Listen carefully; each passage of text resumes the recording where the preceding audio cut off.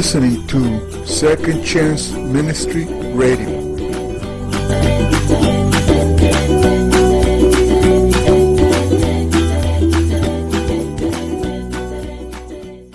To follow is today's message by Pastor Randy Snyder.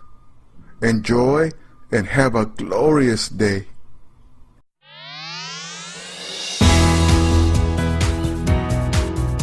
Now, with today's uplifting message, here's Randy. When Jesus said in verse 3, I tell you the truth, this poor widow has put in more than all the others, it tells me this: the Lord doesn't look at the amount of the gift, He looks at the sacrifice. You want to know the bottom line about giving with you or me? It's not the amount of the gift, it's not who gives the most money, who gives the least money, it's the sacrifice. The Lord looks at my heart. Just like you do when somebody gives you a gift. How would you feel if somebody gave you a Christmas present or a birthday present, but they did it begrudgingly? There's your gift. You know what? Some of you have had that happen to you, haven't you? Somebody did hand you a gift. There's your present. Maybe they were angry about something. Maybe that they were making a point about something, and you don't want to receive a gift that you know has been given begrudgingly. And you know what? It means a lot when you know that somebody has sacrificed to give you a gift. Not just money, but maybe time. It's one of my favorite stories from a mission field. William Barclay tells it about a young teacher from the United States that was teaching on some island, and a young boy gave her a Christmas present, and it was a shell that could only be found miles away from another part of the island. Certain type of shell. And when she got the gift and opened it up, she knew that this young boy had to walk miles there and miles back to get it. And when she complimented, he said to her, "Oh, don't worry about it. The walk was part of the gift." The walk was part of the gift. What's a part of your gift to the Lord? And what goes along with your gift? You know, Ralph Waldo Emerson said, the most important gift you can give anyone is to give yourself. The most important gift you can give anyone is yourself. The most important thing you can give to the Lord is yourself. And say, Lord, take my life and let it be consecrated, Lord, to Thee. Verse 4 says, all these people gave gifts out of their wealth, but she out of her poverty put in all she had to live on. The implication was she gave everything she had at that moment in time.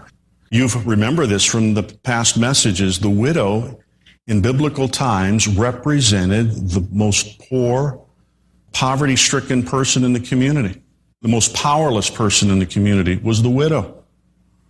There were no government benefits. There were no insurance benefits. There were no programs. And so a widow, particularly a widow who had no children, had nothing. She was a beggar, unless the church, the local church, provided for her. And that's why part of the early ministry of the local church in the book of Acts was providing for widows. It was the first social program of its day. When you think about it, it was the Church of Jesus Christ, which provided for people who had special needs. I want to leave you with this thought. I know lots of people that I've met in my lifetime who do risky things for their career. They're willing to take risk in terms of job situations. They're willing to take risk in terms of decisions they make at work. I know people who make risky decisions in terms of their personal life. We're going to launch out. We're going to buy that house. We're going to do this. We're going to buy that car. And they take risks. And I want to ask you this question as I close. What have you and I, and I'm including myself, what have you and I ever done that was risky for the kingdom of God? What have you and I ever done that's a risk for the kingdom of God? I just want to challenge you today as an offshoot of this message is to say, I'm willing to take a risk for the kingdom. The kingdom of God is any heart where Jesus Christ is Lord. A kingdom is any place where a king or queen reigns. But the kingdom of God is any heart where Jesus is Lord. Decide today, we'll be risk takers for the kingdom. I've risked things at work. I've risked things personally in finances. But today, I decide I'm going to be a risk taker for the kingdom of God.